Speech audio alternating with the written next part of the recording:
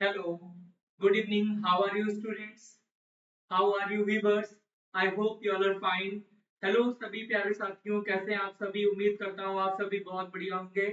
बेटा, मैं गौरव मिश्रा आप सभी प्यारे बच्चों का और आप सभी साथियों का अपने इस प्यारे से प्लेटफॉर्म अभिनव फाउंडेशन पर हार्दिक अभिनंदन और स्वागत करता हूँ।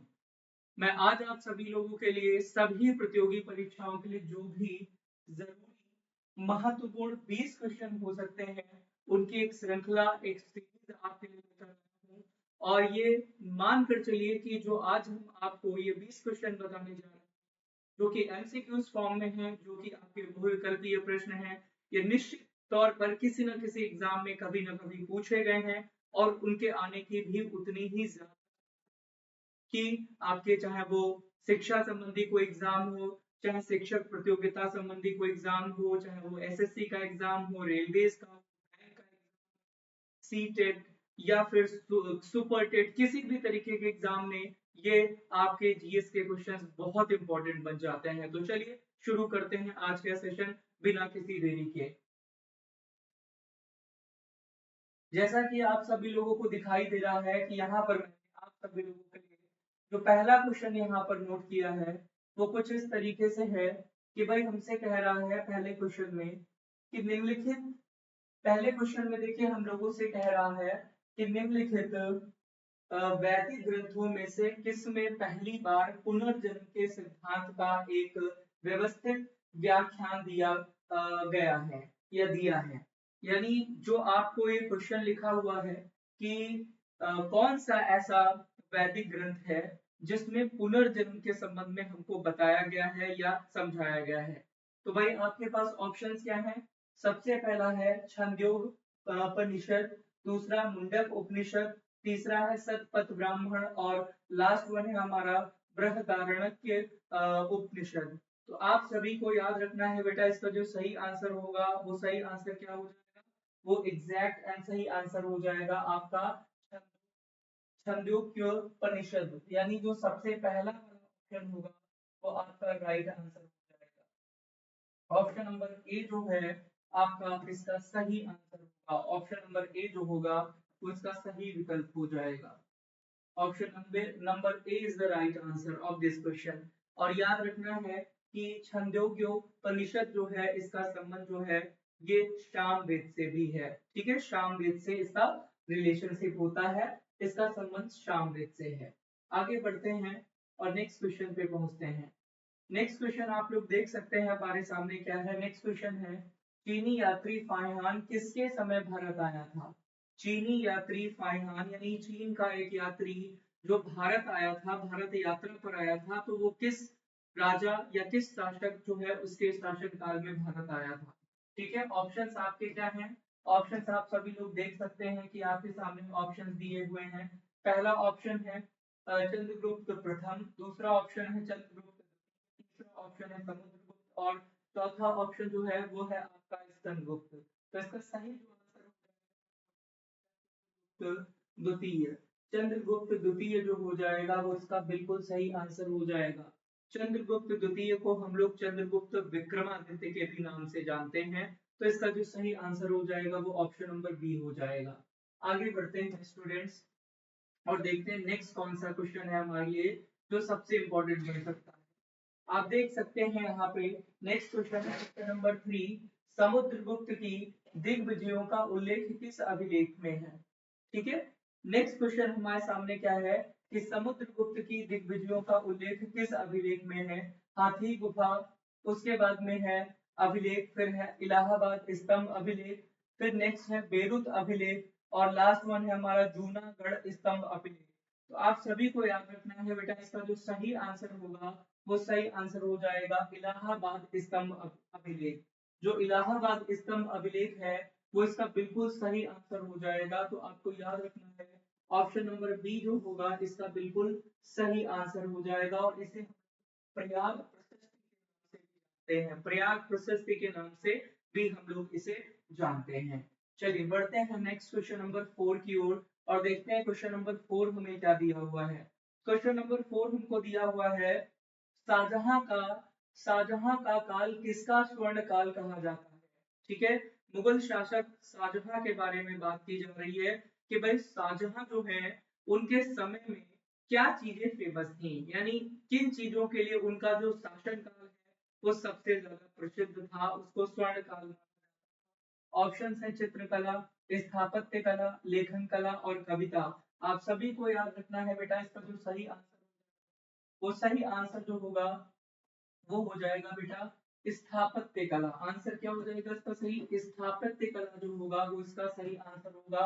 आपको याद होगा दिल्ली के जो जामा या ताजमहल जो है ये शाहजहां के शासन काल के समय बनाई गई इमारत जो आज भी हमारे यहाँ पर मौजूद है, उनकी सुंदरता हम सभी लोग देख सकते हैं। आगे बढ़ते हैं नेक्स्ट क्वेश्चन की ओर। Next question number 5। Question number 5 आप लोग देख सकते हैं हमारे सामने है। कह रहा है कि मुगल राजा शाह आलम द्वितीय का असली नाम क्या था? मुगल राजा शाह आलम द्वितीय का असली नाम क्या था? ऑप्शंस हमारे पास जो दिए हैं वो है आलमगीर, अली गौहर, जूना खां या रोशन अख्तर। आप सभी को याद रखना है इसका सही आंसर हो जाएगा अली गौहर। यानी मुगल राजा जो आपका शाह आलम था द्वितीय जो था उसका असली नाम क्या था स्टूडेंट्स? उसका असली नाम वो अली गौहर था। अली गौहर के नाम से हम उसे जानते हैं, यानी असली नाम जो था उसका अली गौहर था। आगे बढ़ते हैं क्वेश्चन नंबर 6 के पर जाते हैं। क्वेश्चन नंबर 6 आप लोग देख सकते हैं दिया हुआ है कि औरंगजेब की मृत्यु कहाँ हुई? औरंगाबाद, पुणे, अहमदनगर और मुंबई। आप सभी को पता है कि जब भी कभी हम लोग अपने मुगल काल के इतिहास के बारे में इतिहास पढ़ते हैं तो कि भाई सबसे क्रूर शासकों में से एक जो था वो आपका औरंगजेब था, क्योंकि उसने जबरन जो है इस्लाम धर्म स्वीकार करने के लिए लोगों को जबरदस्ती जो है एक तरीके से मार पीट कर या हिंसात्मक रूप से बदलने का प्रयास किया था। तो आप लोग उसके बारे में अवश्य जानते होंगे। और औरंगजेब जो है उसको उसका जो उसकी जो मृत्यु हुई थी तो उसका आंसर क्या हो जाएगा? उसका जो सही आंसर हो जाएगा वो अहमदनगर हो जाएगा। अहमदनगर महाराष्ट्र के पास है। महाराष्ट्र के पास एक जगह है अहमदनगर, वहां पर क्या हुआ था? उसका इंतकाल हुआ था, उसकी डेथ हुई थी। आगे बढ़ते हैं बच्चों, क्वेश्चन नंबर 7 पे पहुंचते हैं। क्वेश्चन नंबर 7 आप सभी लोग देख सकते हैं। यहाँ पर क्या दिया है कि भाई राम पंथ के प्रमुख प्रकाश संत कवि तुलसीदास जी थे, जिन्होंने रामचरितमानस भी लिखी थी, जो एक है। आप सभी को पता है कि राम पंथ के सबसे ज्यादा प्रसिद्ध जो कवि हुए हैं उनका नाम है तुलसीदास। और तुलसीदास जो है जब इनका जन्म हुआ था तो लोग बोल रहे थे कि भाई इनके 32 के 32 दांत थे और इनके मुंह से राम नाम निकल रहा था, तो लोगों ने इनको राम बोला था। ठीक है। और आगे चलकर ये बहुत बड़े प्रसिद्ध जो है एक विद्वान बने, जिन्होंने राम के भगवान श्री राम जो है उनके संबंध में बहुत सारी उनकी प्रशंसा में और उनके चरित्र के बारे में बहुत सारा वर्णन किया है, जिसमें से एक सबसे प्रसिद्ध जो रचना है उनकी उसका नाम है राम। तो भाई आपको बताना है कि रामचरितमानस जो है ये क्या है? एक ग्रंथ है, महाकाव्य ग्रंथ है, महाकाव्य कविता है या उपनिषद है? तो आपको हमेशा याद रखना है, इसमें गलती नहीं करनी है। इसका जो सही आंसर हो जाएगा वो महाकाव्य। महाकाव्य तो है ही, लेकिन वो ग्रंथ नहीं बल्कि कविता है। कविता के रूप में हम उसे स्वीकार करते हैं, कविता के रूप में हम उसे गायन करते हैं। ठीक है, गायन करते हैं उसका। आगे बढ़ते हैं नेक्स्ट क्वेश्चन। क्वेश्चन नंबर 8 आप सभी लोग देख सकते हैं। क्वेश्चन नंबर 8 दिया हुआ है कि भाई महात्मा गांधी से पहले निष्क्रिय प्रतिरोध के सिद्धांत का उपयोग किसने किया? ऑप्शन नंबर ए है बाल गंगाधर तिलक, ऑप्शन बी है श्री औरोबिंदो, और ऑप्शन नंबर सी है लाला लाजपत राय, और ऑप्शन नंबर डी है दादा भाई नौरोजी। तो भाई देखिए आपको पहले समझना होगा कि ये निष्क्रिय प्रतिरोध सिद्धांत क्या है। लेकिन निष्क्रिय प्रतिरोध सिद्धांत एक ऐसा सिद्धांत था जिसमें शारीरिक हिंसा का कोई स्थान नहीं था। अगर कभी किसी भी चीज का विरोध करना होता था तो उस विरोध के लिए हम शारीरिक हिंसा का प्रयोग नहीं करते थे, यानी अहिंसा जो है जिसमें हम लोग शांतिपूर्वक ढंग से एक आंदोलन के थ्रू या फिर एक मार्च के थ्रू अपनी बात को मनवाने का प्रयास करते थे। तो गांधी जी से पहले जो है बाल गंगाधर तिलक ने जो है इसका प्रयास किया था। एक कर था, उस कर के विरोध में उन्होंने शांतिपूर्ण ढंग से उसका विरोध किया था। तो गांधी जी से पहले जो है निष्क्रिय प्रतिरोध के सिद्धांत का उपयोग जो है वो किसने किया था? बच्चों को याद रखना है, बाल गंगाधर तिलक जो होगा उनका नाम हो जाएगा। बाल Gangadhar Tilak is the right answer. आगे बढ़ते हैं स्टूडेंट्स, क्वेश्चन नंबर 8 के बाद हम लोग पहुंचते हैं क्वेश्चन नंबर 9 के ऊपर। और देखिए कितना इंपॉर्टेंट और कितना महत्वपूर्ण क्वेश्चन है। कह रहा है हमसे कि भाई क्लेप्टोक्रेसी का संबंध किस सामाजिक बुराई से? क्लेप्टोक्रेसी जो एक टर्म दिया गया है और उसके बारे में पूछा जा रहा है कि एक सामाजिक बुराई से संबंधित है, तो कौन सी सामाजिक बुराई से संबंधित? जातिवाद, भ्रष्टाचार, अंधविश्वास या असंप्रदाय? तो आपको याद रखना है, देखिए जो आपका टर्म है एक ऐसा टर्म होता है जिसमें किसी भी देश की सरकार जो होती है वो अपने संबंधी अधिकारियों या फिर जो राजनेता या इस तरीके के जो बड़े बड़े पद पर लोग होते हैं उनको डायरेक्ट बेनिफिट पहुंचाती है, प्रत्यक्ष रूप से लाभ पहुंचाने की कोशिश करती है, जिसमें वो उनकी संपत्ति के विस्तार यानी उनकी वेल्थ और जो है या संपत्ति जो उसको बढ़ाने में उनकी मदद कर रही होती है, तो उसे हम लोग क्या बोलते हैं? क्लेप्टोक्रेसी बोलते हैं। और इसका संबंध जो है भ्रष्टाचार से होगा। किससे हो जाएगा बच्चों? भ्रष्टाचार जो होगा वो इसका बिल्कुल सही आंसर हो जाएगा। ठीक है, तो क्लेप्टोक्रेसी शब्द जो है इसका सीधा संबंध किससे है? भ्रष्टाचार। आगे बढ़ते हैं और क्वेश्चन नंबर 10 पर पहुंचते हैं। देखते हैं भाई क्वेश्चन नंबर 10 हमारे सामने क्या है। क्वेश्चन नंबर 10 आप सभी लोग देख सकते हो, दिया है कि भाई निम्नलिखित में से कौन सी नदी अरब सागर में नहीं गिरती है? जो ऑप्शंस दिए गए हैं इन ऑप्शंस के अकॉर्डिंग आपको ये बताना है कि कौन सी नदी इनमें से अरब सागर में नहीं गिरती है। तुंगभद्रा, साबरमती, मंडोवी या फिर नर्मदा? तो आपको याद रखना है कि तुंगभद्रा नदी एक ऐसी नदी है जो कि अरब सागर में नहीं गिरती है, बल्कि साबरमती, मंडोवी और नर्मदा ये सभी अरब सागर में गिरती हैं। तुंगभद्रा जो है एक ऐसी नदी है जिसका भाई उद्गम स्थान कर्नाटक से कर्नाटक में है। ठीक है, कर्नाटक जो है हमारा राज्य, वहां से तुंगभद्रा नदी जो है वो निकली हुई है। आगे बात करते हैं कि भाई next question, question number 11। Question number 11 से कह रहा है स्टूडेंट्स कि मध्य प्रदेश में गांधी सागर बांध किस नदी पर स्थित है? कह रहा है कि मध्य प्रदेश में गांधी सागर बांध जो है वो किस नदी पर बना हुआ है? आप सभी को पता है जब कोई बांध बनता है तो उसके लिए कोई ना कोई नदी का प्रयोग तो होता ही, किसी न किसी नदी पर बांध बनता है। तो यही हमसे पूछा जा रहा है कि गांधी सागर बांध किस नदी पर बना है। तो मुझे लग रहा है इससे ज्यादातर लोगों को इसका आंसर पता होगा। इसका जो सही आंसर होगा वो चंबल होगा। और ये बहुत ही इंपॉर्टेंट क्वेश्चन बन जाता है आपके जो है कॉम्पिटेटिव एग्जाम्स की नजर से। आगे बढ़ते हैं नेक्स्ट क्वेश्चन नंबर 12 पर पहुंचते हैं स्टूडेंट्स और देखते हैं कि क्वेश्चन नंबर 12 क्या है। ओके प्यारे साथियों, जल्दी से आप लोग देखते भी रहिए और नोट भी करते रहिए। अगर आपको लगता है कि ये क्वेश्चन कोई नया है, कुछ नई इंफॉर्मेशन है, तो उसको आप नोट भी करते रहिए। देखिए क्या दिया है यहाँ पे कि निम्नलिखित में से हबल कांस्टेंट का मान कितना है? ठीक है, हबल कांस्टेंट का मान कितना है? ऑप्शन नंबर है हमारा 73 किलोमीटर प्रति सेकंड पर से, 75 किलोमीटर प्रति सेकंड प्रति से, 67 किलोमीटर प्रति सेकंड या 69 किलोमीटर प्रति सेकंड। चार ऑप्शंस हमको दिए हैं और इन चार ऑप्शंस में से हमको कोई एक सेलेक्ट करना है। तो आपको बता देना चाहता हूँ कि भाई ये हबल कांस्टेंट क्या है? हबल कांस्टेंट क्या है इसको समझना पड़ेगा। देखिए हबल कांस्टेंट जो है वो हमारे ब्रह्मांड के विस्तार की गति है। हमारा ब्रह्मांड जो है, जो यूनिवर्स है, उसके एक्सपेंड होने की स्पीड है, जो ये बताती है कि हमारा ब्रह्मांड किस स्पीड के साथ में विस्तार कर रहा है, किस स्पीड के साथ में जो है वो फैल रहा है। तो आपको याद रखना है इसका जो एग्जैक्ट राइट आंसर हो जाएगा वो ऑप्शन नंबर ए हो जाएगा। Option number A is the right answer. Option number A जो है इसका क्या हो जाएगा? Option number A is the right answer. तो आपको याद रखना है कि इसका सही आंसर क्या हो जाएगा? ऑप्शन नंबर ए, जिसमें क्या है 73 किलोमीटर प्रति सेकंड प्रति मीटर पर से जो है वो इसका बिल्कुल सही आंसर हो जाएगा। ओके, चलिए अब आगे बढ़ते हैं क्वेश्चन नंबर 13 की ओर और देखते हैं क्वेश्चन नंबर 13 क्या है।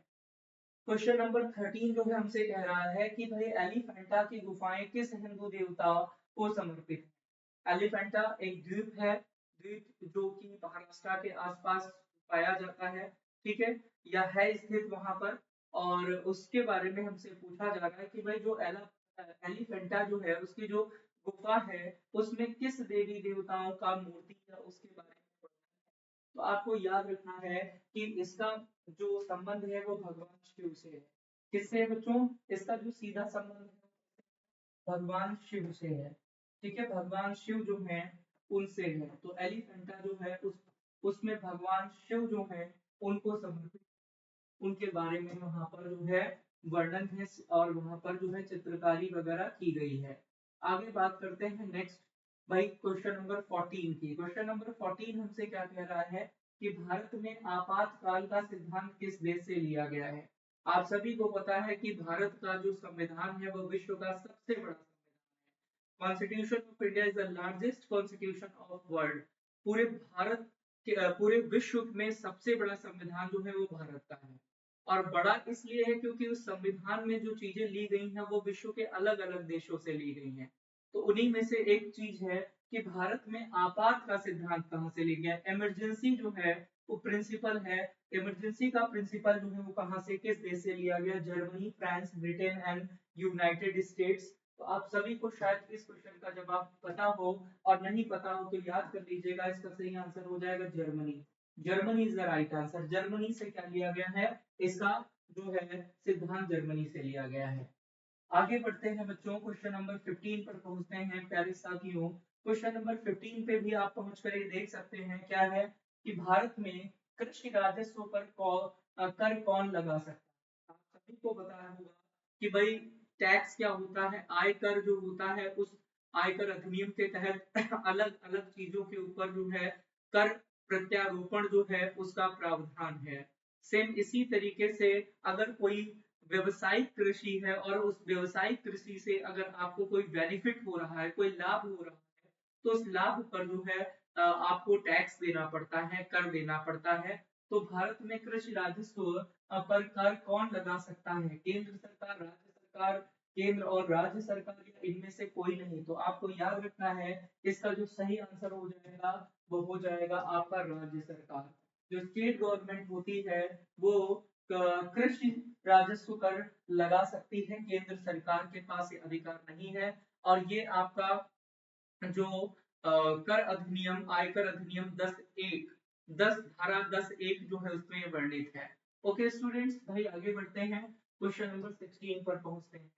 क्वेश्चन नंबर 16 जैसा कि आप सभी लोग देख सकते हैं करंट अफेयर्स का एक क्वेश्चन यहाँ पर मैंने लिया है। और वो क्वेश्चन है कि 80 वर्ष और उससे अधिक आयु के वरिष्ठ नागरिकों के लिए एसबीआई द्वारा शुरू की गई फिक्स्ड डिपॉजिट योजना का नाम क्या है? फिक्स्ड डिपॉजिट योजना जो है उसका नाम क्या है? और पहला है एसबीआई पैटर्न्स, उसके बाद में है एसबीआई एलीट, या एसबीआई गोल्डन डिपॉजिट, या तो बच्चों आपको बताना चाहते हैं और साथ ही मैं आपको बताना चाहते हैं कि भाई इसका जो सही आंसर है ऑप्शन नंबर ए जो है वो बिल्कुल सही हो जाएगा। एसबीआई पैटर्न्स जो है वो इसका बिल्कुल सही आंसर हो जाएगा। इस योजना के तहत जो वरिष्ठ नागरिक हैं, यानी 80 साल या उससे अधिक साल के लोग जो हैं उनको एक्स्ट्रा बेनिफिट देने के लिए, अधिक लाभ देने के लिए अधिक ब्याज दर जो है उसका निर्धारण किया गया है, जिससे उनकी जो निवेश है उस पे उनको अच्छा खासा लाभ प्राप्त हो सके। आगे बढ़ते हैं, क्वेश्चन नंबर 17 पर पहुंचते हैं। क्वेश्चन नंबर 17 देखिए है कि भाई अचन कमार टाइगर रिजर्व किस राज्य में स्थित है। आप सभी लोगों ने भाई टाइगर रिजर्व के बारे में जरूर सुना होगा। आपको पता है मध्य प्रदेश से लेकर और अलग अलग कर्नाटका और अलग अलग राज्यों गुजरात वगैरह में बहुत जगहों पर टाइगर रिजर्व हैं। बट हमसे कह रहा है कि अचन कमार जो है टाइगर रिजर्व, तो अचन कमार जो टाइगर रिजर्व है ये आप समझिए कि मध्य प्रदेश से ही अलग होने वाला एक राज्य था जिसका नाम था छत्तीसगढ़। वहीं पर है, यानी वो वही श्रृंखला है जो मध्य प्रदेश के जंगलों वाली श्रृंखला है, उसी से ये बना है। और आपको पता होना चाहिए कि छत्तीसगढ़ इसका क्या हो जाएगा, सही आंसर हो जाएगा। छत्तीसगढ़ जो हो जाएगा वो इसका बिल्कुल सही answer. Chhattisgarh is a right answer. Okay, आगे बढ़ते हैं। नेक्स्ट क्वेश्चन नंबर 18 पर पहुंचते हैं। ये देखिए खेल जगत से संबंधित एक क्वेश्चन है और शायद जो क्रिकेट प्रेमी होंगे और खास तौर से जो क्रिकेट के भगवान को जानते होंगे उनके लिए इस क्वेश्चन का आंसर देना बड़ा आसान हो जाएगा। कह रहा है 18 कि महान क्रिकेट खिलाड़ी सचिन तेंदुलकर ने अपना 100वां शतक किसके खिलाफ लगाया। सचिन तेंदुलकर जो है उनको भगवान, क्रिकेट का भगवान भी कहा जाता है और उन्होंने 16 साल से क्रिकेट करना शुरू किया, 24 साल तक या उससे भी ज्यादा सालों तक देश की सेवा में वो समर्पित रहे। तो जाहिर सी बात है कि भाई उनके ऊपर एक क्वेश्चन बनना स्वाभाविक है और वो क्वेश्चन है कि भाई 100वां शतक सचिन तेंदुलकर ने अगेंस्ट लगाया था, तो उसका जो सही आंसर होगा देश बांग्लादेश के खिलाफ 2012 में उन्होंने जो है शतक लगाया था, अपना 100वां शतक। और अनफॉर्चुनेटली ये मैच इंडिया जो है वो 5 विकेट से हार गई थी। तो इसका सही आंसर क्या हो जाएगा, बांग्लादेश। आगे बढ़ते हैं, नेक्स्ट क्वेश्चन नंबर 19 पर पहुंचते हैं। क्वेश्चन नंबर 19 देखिए हमसे क्या कह रहा है कि कोई वित्त विधेयक धन विधेयक है या नहीं, इसका निर्धारण कौन करता है। ठीक है, कोई भी जो आपका वित्त विधेयक है वो धन विधेयक है या नहीं है, इसका निर्धारण कौन करता है। तो बच्चों इसका निर्धारण जो है वो लोकसभा स्पीकर करता है, जो करंट टाइम पर, प्रेजेंट टाइम पर ओम बिरला जी हैं। तो आज के समय पे जो हमारे लोकसभा स्पीकर हैं वो कौन है, ओम बिरला जी हैं। और ओम बिरला जी जो है लोकसभा स्पीकर होने के नाते वित्त विधेयक को धन विधेयक है या नहीं इसको बताने की शक्ति रखते हैं। तो भाई इसका आंसर क्या हो जाएगा, Lok Sabha speaker is the right answer. और ये रहा आज का लास्ट क्वेश्चन आप सभी लोगों के लिए। और ये क्वेश्चन भी करंट अफेयर्स का ही है। क्वेश्चन कुछ इस तरीके से है कि नशीली दवाओं पर आयोग यानी CND के 68वें यानी 68वें सत्र की अध्यक्षता के लिए किस देश को चुना गया। तो बच्चों आपको याद रखना है कि एक ऐसा आयोग है जो विश्व भर में जो आपकी ड्रग्स होते हैं, नशीली दवाएं होते हैं, उनके संबंध में नीति कानून और जो है वो बनाते हैं। अब अगर इसकी अध्यक्षता की बात की जाए कि भाई 68वें सत्र की अध्यक्षता किसने की, तो वो अध्यक्षता वो भारत ने। और आपको बताना चाहते हैं कि ऐसा पहली बार हुआ है कि जब भारत को इसकी अध्यक्षता मिली हो, यानी भारत ने पहली बार जो है इस आयोग के सत्र में प्रतिभाग करते हुए अध्यक्ष के रूप में जो है अपनी सेवाएं दी हैं। तो ये था बेटा आज का हमारा कुछ 20 क्वेश्चन का महत्वपूर्ण श्रृंखला। उम्मीद करता हूँ आप सभी प्यारे साथियों को, आप सभी प्यारे बच्चों को ये सेशन जरूर अच्छा लगा होगा। आप सभी को ये इस सेशन के माध्यम से कुछ न कुछ तो जरूर ज्ञानवर्धन मिला होगा। और अगर आप चाहते हैं कि भाई हम लोग आपके लिए और भी बहुत सारी चीजें लेकर आए, तो प्लीज हम सभी लोगों का समर्थन करते रहिए, हम सभी लोगों का जो है उत्साह वर्धन कीजिए। और प्लीज इस चैनल को लाइक कीजिए ताकि हम फ्री में अपने जितने भी प्यारे साथी हैं जो भी पढ़ना चाहते हैं, जिनके भी पढ़ने की इच्छा है, जो चाहते हैं कि अपने जीवन में उनका जो सपना है वो साकार हो सके, उनकी मदद कर सकें। तो प्लीज अगर ये आपको सेशन अच्छा लगा हो तो आप इसको एक लाइक जरूर दे दीजिएगा और साथ ही साथ में हमारे चैनल को सब्सक्राइब करना मत भूलिएगा, क्योंकि हम आपका परिवार बनना चाहते हैं, आपके साथ जुड़कर इस देश और इस समाज की सेवा करना चाहते हैं। ओके, तो आप सभी प्यारे साथियों को, आप सभी प्यारे बच्चों को अभिराम फाउंडेशन की ओर से और गौरव मिश्रा यानी मेरी ओर से गुड नाइट, शुभ रात्रि, शब्बा खैर, जय हिंद, जय भारत।